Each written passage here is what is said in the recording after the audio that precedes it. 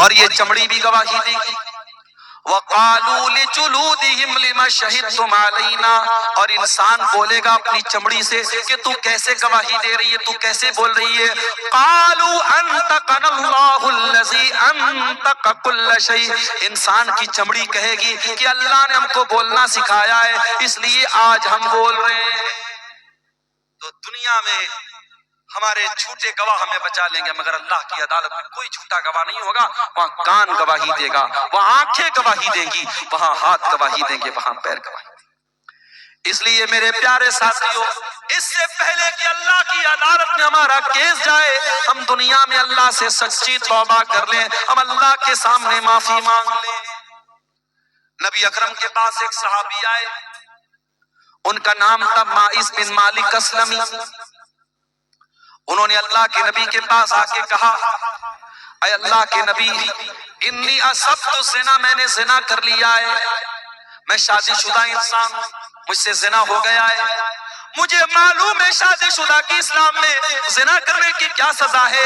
اے اللہ کے نبی، میں آخرت میں زنا کی سزا نہیں پانا چاہتا ہوں، مجھے دنیا میں سزا دے دیجئے، مجھے پتھروں سے مار مار کے ختم کر دیجئے، مجھے رجم کر دیجئے، میں دنیا کی سزا جھیلنے کو تیار ہوں، میں آخرت میں یہ سزا نہیں جھیلنا چاہتا ہوں۔ نبی اکرم نے اپنے صحابہ سے کہا، ذرا پتہ لگاؤ انہوں نے شراب تو نہیں پی ہے؟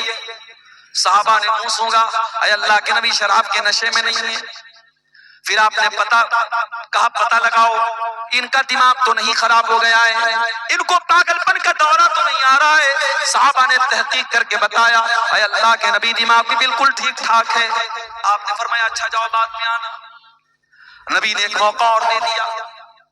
کچھ دنوں کے بعد ماعز بن مالک اسلمی پھر آتے ہیں، اے اللہ کے نبی مجھے زنا کی سزا دے دیجئے، میں نے بہت بڑا پاپ کر لیا ہے۔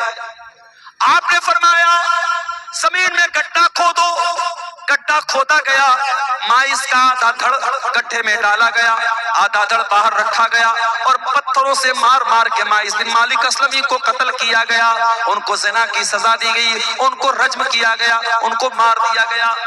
جب ماعز کو یہ سزا دی گئی، آپ نے ان کے مرنے کے بعد کہا ان کو کفنایا جائے، میں ان کا جنازہ پڑھاؤں گا۔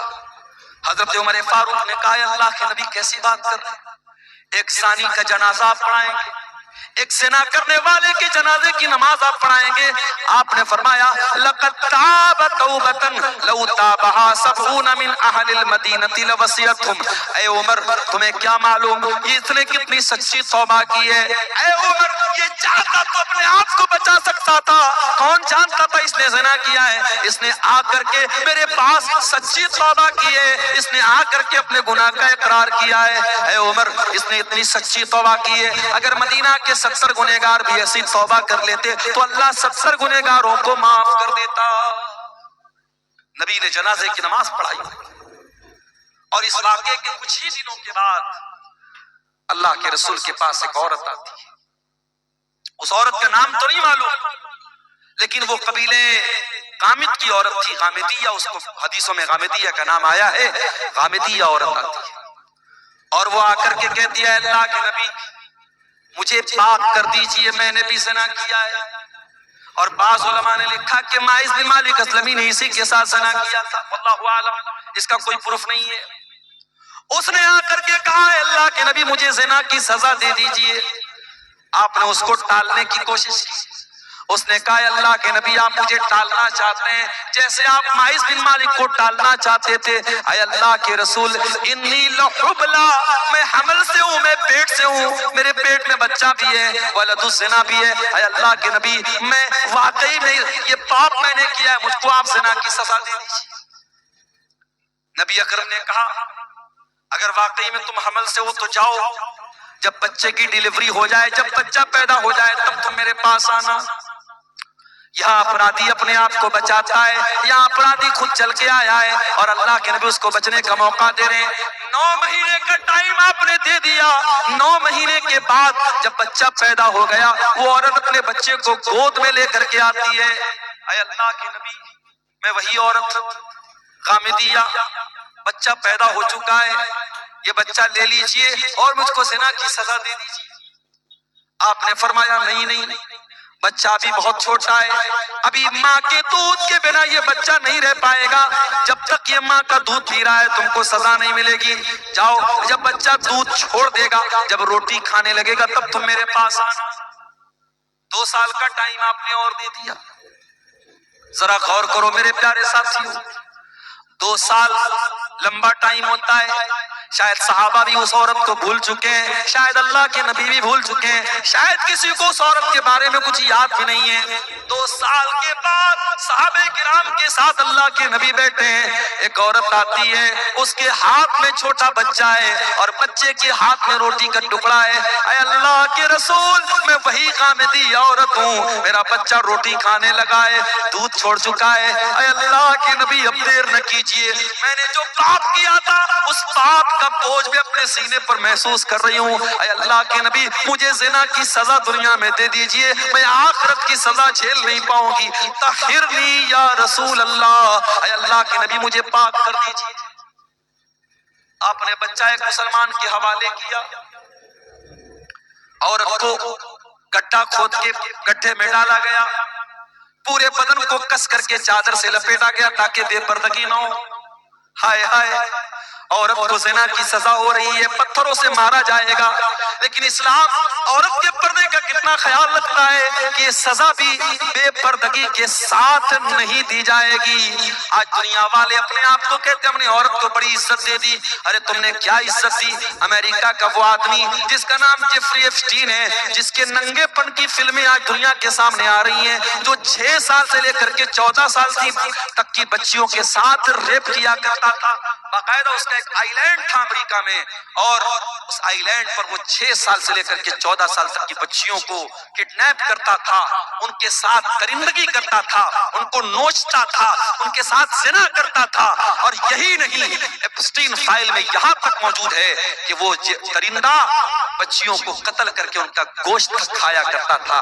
یہ درندے یہ آج انسانیت کی بات کرتے ہیں، یہ حیوان یہ آج عورت کی آزادی کی بات کرتے ہیں۔ ارے عورت کو عزت اگر کسی نے دی ہے تو مذہب اسلام نے دی ہے، عورت کو سمان کسی نے دیا ہے تو مذہب اسلام نے دیا ہے، عورت کو سزا مل رہی ہے زنا کی، مگر اسلام اس سچویشن میں بھی بے پردگی کی تعلیم نہیں دیتا ہے۔ نبی نے کہا اس عورت کے پورے بدن کو کپڑے سے کس کر کے باندھا جائے تاکہ اس کی بے پردگی نہ ہو، اس کے جسم کی نمائش نہ ہو۔ پتھروں سے مارا جانے لگا، عورت کا کپڑا خون سے لت پت ہو گیا، تھوڑی دیر کے بعد اس عورت کا انتقال ہو گیا۔ جب اس کے اوپر پتھر مارا جا رہا تھا، اس کے خون کے کچھ چھینٹے حضرت خالد بن ولید کے کپڑے پر پڑ گئے۔ خالد بن ولید کا سفید کپڑا، اس پر اس عورت کے خون کے چھینٹے پڑ گئے۔ خالد بن ولید کی زبان سے کچھ نازیبا کلمات نکل گئے، کچھ غلط چیزیں نکل گئی، پتہ نہیں کیسی گندی عورت کا خون میرے کپڑے پر پڑ گیا، اس طریقے کا کوئی جملہ ان کے زبان سے نکل گیا۔ نبی نے فرمایا محلن یا خالد، اے خالد خبردار، اپنی زبان کو لگام دو، لقد تابت توبۃ لو تابها صاحب محسن لغفر له۔ اے خالد، اس عورت نے اتنی سچی توبہ کی ہے، اگر کوئی ڈاکو کوئی ڈاکہ ڈالنے والا بھی اگر توبہ کرتا تو اللہ تعالیٰ اس کی توبہ کو قبول کر لیتا۔ میرے پیارے ساتھیوں، اس کے بعد اللہ کے نبی نے اس عورت کی بھی جنازے کی نماز پڑھائی ہے، اس کو توبہ کہتے ہیں۔ میرے پیارے ساتھیوں، جب گنہگار اپنے گناہوں کے احساس کے بوجھ کے تلے دب جائے اور اللہ سے اپنی گناہوں کی معافی مانگے، اس کو توبہ کہتے ہیں۔ توبہ کوئی کھلواڑ نہیں ہے میرے پیارے ساتھیوں، توبہ کوئی مذاق نہیں ہے۔ جب تک انسان کو اپنے گناہوں کا احساس نہ ہو، جب تک اپنے گناہوں کی زندگی پر شرمندگی نہ ہو، ندامت نہ ہو، جب تک اس کی آنکھوں سے ندامت کے آنسو نہ بہتے ہوں، تب تک توبہ کا کوئی مطلب نہیں۔ اور یہ بھی یاد رکھو میرے پیارے ساتھیوں، اگر انسان نے کوئی ایسا گناہ کیا ہے جس کا تعلق حقوق العباد سے ہے، کسی کی زمین ہتھیا لی، کسی کا مال ہڑپ لیا، کسی کے ساتھ چیٹنگ کر لی، بے ایمانی کر لی، فراڈ کر لیا، کسی کی زمین پر ناجائز قبضہ کر لیا، کسی کے مکان پر تجاوز کر لیا، تو یہ وہ گناہ ہے جو صرف توبہ کرنے سے معاف نہیں ہوگا، جو صرف اللہ کے سامنے رونے سے معاف نہیں ہوگا۔ اگر آپ نے حقوق العباد پہ ڈاکہ ڈالا ہے، اگر آپ نے کسی کا حق مارا ہے تو وہ حق آپ کو دینا پڑے گا۔ دنیا میں پیسے کے بدلے آپ پیسہ دیتے ہیں۔ یہ نیپال بارڈر کا علاقہ ہے، میں نے دیکھا چندے میں نیپال کا بھی کچھ پیسہ نظر آ رہا ہے۔ بارڈر کے علاقوں میں نیپال کا پیسہ بھی چل رہا ہے، انڈیا کا پیسہ اس پار چل رہا ہے، ادھر کا پیسہ اس پار چل رہا ہے بارڈر کے علاقے میں۔ لیکن آپ انڈیا کا پیسہ سعودی عرب میں لے کے جائیں نہیں چلے گا، وہاں ریال چلے گا۔ دبئی آپ لے کے چلے جائیں، وہاں آپ کا انڈیا کا پیسہ نہیں چلے گا، وہاں درہم چلے گا۔ کویت میں آپ چلے جائیں وہاں دینار چلے گا، امریکہ میں چلے جائیں وہاں ڈالر چلے گا، برٹن میں آپ چلے جائیں وہاں پاؤنڈ چلے گا۔ آپ دنیا کے مختلف ملکوں میں چلے جائیں وہاں ان کی کرنسی چلتی ہے۔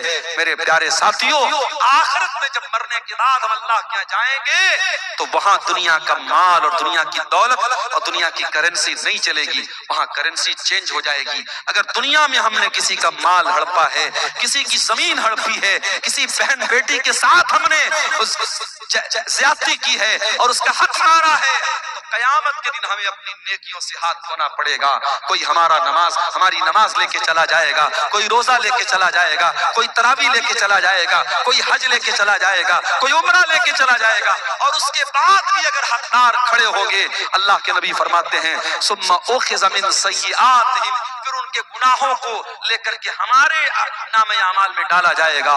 اور انسان جو دنیا سے نیکی کا پہاڑ لے کے گیا تھا، اگر حقوق العباد کا معاملہ گڑبڑ ہے تو حالت یہ ہو جائے گی کہ گناہوں سے لت پت ہو کر کے جہنم میں پھینک دیا جائے گا۔ اس لیے میرے پیارے ساتھیوں، اگر سچی توبہ کرنا چاہتے ہو حقوق العباد سے تو دنیا میں حق دے دو، حق دے دو، اور اگر کسی کو زبان سے تکلیف پہنچائی ہے تو جا کر کے معافی مانگ لو، اس کے بغیر اللہ تعالیٰ کیا معافی ملنے والی نہیں ہے۔ میرے پیارے ساتھیوں، اللہ کے پیارے نبی فرماتے ہیں لَتُؤَدُّنَّ الْحُقُوقَ إِلَىٰ أَهْلِهَا يَوْمَ الْقِيَامَةِ، تمہیں قیامت کے دن حقداروں کو ان کا حق دینا پڑے گا۔ حَتَّى يُقَادَ لِلشَّاةِ الْجَلْحَاءِ مِنَ الشَّاةِ الْقَرْنَىٰ، یہاں تک کہ اگر بغیر سینگ والی بکری کو سینگ والی بکری نے مارا ہے، اگر سینگ والی بکری نے بغیر سینگ والی بکری کو مارا ہے تو اس کا بھی قصاص لیا جائے گا، اس کا بھی بدلہ لیا جائے گا۔ قیامت کے دن اس کا بھی قصاص لیا جائے گا میرے ساتھیوں۔ اس لیے میرے پیارے ساتھیوں، اللہ سے سچی توبہ کرو، اور سورہ زمر کی آیت نمبر 53 ہمیں اسی کی دعوت دے رہی ہے۔ قُلْ يَا عِبَادِيَ الَّذِينَ أَسْرَفُوا، اے میرے وہ بندو جنہوں نے گناہ کر کر کے اپنی جانوں پر ظلم کیا ہے، لَا تَقْنَطُوا مِن رَحْمَتِ اللَّهِ، تم اللہ کی رحمت سے مایوس نہ ہونا۔ آگے رمضان آ رہا ہے، اگر آپ توبہ کرنا چاہتے ہیں، اگر اپنی زندگی کو چینج کرنا چاہتے ہیں، اپنے اندر پریورتن لانا چاہتے ہیں، رمضان سے اچھا کوئی موقع نہیں ہے۔ رمضان ہماری زندگی میں چینجنگ لاتا ہے۔ صبح 4 بجے اٹھ کر کے ہم عام دنوں میں کچھ کھاتے نہیں ہیں، لیکن رمضان میں اٹھ کر کے سحری کھا رہے ہیں۔ دوپہر کا کھانا ہم روزانہ کھاتے ہیں، رمضان میں دوپہر کا کھانا کیا ہوتا ہے ہم بھول جاتے ہیں، ہم دوپہر میں کچھ نہیں کھاتے ہیں، ہم شام کو 5 بجے افطار کر رہے ہیں۔ رمضان نے ہمارے کھانے کا ٹائم چینج کر دیا، ہمارے پان پینے کا ٹائم چینج کر دیا، ہمارے سونے کا ٹائم چینج کر دیا۔ جو رمضان ہمارے کھانے پینے سونے کا ٹائم چینج کر سکتا ہے، وہ رمضان ہمارے گناہوں کی دنیا کو بھی چینج کر سکتا ہے۔ اگر کوئی شراب پیتا ہے، آئے سچی توبہ کرے کہ اس رمضان سے میں شراب کو ہاتھ نہیں لگاؤں گا۔ کوئی سگریٹ پی رہا ہے، کوئی نشہ کر رہا ہے، کوئی زنا کر رہا ہے، آئے اور اس رمضان میں اللہ سے سچی توبہ کرے، اے اللہ اب میں زنا کے قریب نہیں جاؤں گا، میں شراب کے قریب نہیں جاؤں گا، میں حرام کام کے قریب نہیں جاؤں گا۔ میرے پیارے ساتھیوں، رمضان ایک بہترین موقع ہے اللہ سے سچی توبہ کرنے کا۔ اور اسی لیے رمضان کے آخری عشرے میں جو ایک رات آتی ہے، جس رات کو اللہ نے خیر من الف شہر، 1000 مہینوں سے افضل کہا ہے۔ 1000 مہینہ کتنا ہوتا ہے؟ 84 سال۔ ایک رات کی عبادت 84 سال سے بھی بہتر ہے، اس سے افضل ہے۔ وہ رات رمضان کے آخری عشرے کی کوئی رات ہے۔ حضرت عائشہ نے پوچھا، اے اللہ کے نبی ارأیت ان علمت ای لیلۃ لیلۃ القدر، اے اللہ کے نبی اگر مجھے پتا چل جائے کہ کون سی رات قدر کی رات ہے، اگر مجھے معلوم ہو جائے کہ کون سی رات شب قدر ہے میں اس میں کیا پڑھوں گی؟ آپ نے فرمایا اے عائشہ تم یہ دعا پڑھا کرو، اللہم انک عفو تحب العفو فاعف عنی، اے اللہ تو معاف کرنے والا ہے، تو معافی کو پسند کرتا ہے، مجھ کو بھی معاف کر دے۔ کتنی پیاری دعا ہے، رمضان کے آخری عشرے میں طاق راتوں میں ہم اللہ سے یہ دعا کر رہے ہیں۔ ہم اللہ سے کاروبار نہیں مانگ رہے ہیں، جائیداد نہیں مانگ رہے ہیں، کھیت کھلیان نہیں مانگ رہے ہیں، بچوں کی تندرستی نہیں مانگ رہے ہیں، بیوی کی صحت نہیں مانگ رہے ہیں، ہم کیا مانگ رہے ہیں؟ اللہم انک عفو تحب العفو، اے اللہ تم معاف کرنے والا ہے اور تم معافی کو پسند کرتا ہے۔ اے اللہ تو قرآن میں بار بار کہتا ہے وَإِن تَعْفُوا وَتَصْفَحُوا، اے میرے بندو تم معاف کر دو زیادہ بہتر ہے، تم بدلہ لے سکتے ہو، تم انتقام لے سکتے ہو، مگر معاف کر دو تو زیادہ بہتر ہے۔ اے اللہ تو قرآن میں بار بار یہ اعلان کرتا ہے میرے بندو معاف کر دیا کرو، میرے بندو درگزر کر دیا کرو۔ اے اللہ انک عفو، تو معاف کرنے والا ہے، تحب العفو معافی کو پسند کرتا ہے، فاعف عنی، اے اللہ میں بھی تیرا پاپی بندہ ہوں، میں گناہوں کی گٹری لے کے آیا ہوں، میں گناہوں کی پوٹلی لے کے آیا ہوں۔ اے اللہ رمضان کی طاق راتوں میں تیری بارگاہ میں ہاتھ اٹھا کے دعا کر رہا ہوں، اے اللہ تو میرے پاپوں کو معاف کر دے، مجھے درگزر کر دے۔ یہ دعا بھی میرے پیارے ساتھیوں ہمیں سکھا رہی ہے کہ رمضان کا بہت اہم کام کیا ہے، ہم توبہ کریں۔ اور بڑے بدنصیب ہیں وہ لوگ جو رمضان میں 14 گھنٹے بھوکے رہتے ہیں، پیاسے رہتے ہیں، بیوی کے پاس نہیں جاتے ہیں، حلال چیزوں کو اللہ کے حکم پر چھوڑ دیتے ہیں لیکن حرام چھوڑنے کو تیار نہیں ہے۔ اگر آپ 14 گھنٹے حلال چھوڑ سکتے ہیں اللہ کے حکم پر تو حرام کیوں نہیں چھوڑ سکتے؟ یہی تو ٹریننگ دے رہا ہے رمضان، یہی تو ٹریننگ دے رہا ہے روزہ کہ اگر آپ فجر سے لے کر کے مغرب تک کھانا حلال ہے، پانی حلال ہے، بیوی حلال ہے، اگر آپ حلال چیزوں کو چھوڑ سکتے ہیں تو اے شراب پینے والے تو شراب کیوں نہیں چھوڑ سکتا؟ اے زنا کرنے والے تو زنا کیوں نہیں چھوڑ سکتا؟ اے حرام ریلیشن شپ میں اپنی زندگی برباد کرنے والے، اپنے بیوی کو دھوکہ دینے والے شوہر، اپنے شوہر کو دھوکہ دینے والی بیوی، تو کیوں نہیں حرام رشتے سے تو توبہ کر سکتی ہے؟ اگر تو اللہ کے حکم پر حلال کو چھوڑ سکتی ہے تو حرام کو کیوں نہیں چھوڑ سکتی ہے؟ کبھی آپ نے غور کیا ہے میرے ساتھ؟ ہم جب رمضان میں روزہ رکھتے ہیں، گرمی کا موسم ہوتا ہے، ابھی تو فروری میں رمضان شروع ہو رہا ہے، ہم نے تو اپریل اور مئی میں بھی رمضان دیکھا ہے، سخت گرمی میں بھی ہم نے رمضان کا روزہ رکھا ہے۔ جب گرمی میں روزہ آتا ہے ہم کیا کرتے ہیں؟ صبح فجر کے ٹائم ہم نے سحری کی، ظہر کا ٹائم آیا ہم مسجد میں آئے، وضو بنانے کے لیے ہم نے پانی منہ میں ڈالا، کلی کے لیے پانی منہ میں ڈالا، ہم حلق بالکل سوکھ کے کانٹا بنا ہے، پانی منہ میں گیا ہے، پانی کے 2-4 قطرے اگر حلق کے نیچے ڈال لے کون دیکھنے والا ہے؟ کوئی کیمرہ تو نہیں لگا ہے یہاں پہ، ہمارے بغل والے کو بھی نہیں معلوم ہوگا کہ ہم کلی کرنے کے لیے منہ میں پانی ڈال رہے، پانی اندر جا رہا ہے، اس کو بھی نہیں پتا چلے گا۔ لیکن غور کیجئے وہ کون سی طاقت ہے میرے ساتھیوں، پانی منہ میں جا رہا ہے مگر باہر آ رہا ہے، حلق کے نیچے آپ اترنے نہیں دیتے ہیں۔ اسی کا نام تقویٰ ہے اور رمضان یہی تقویٰ ہمیں سکھاتا ہے۔ یا ایھا الذین آمنوا کتب علیکم الصیام کما کتب علی الذین من قبلکم لعلکم تتقون، اے ایمان والو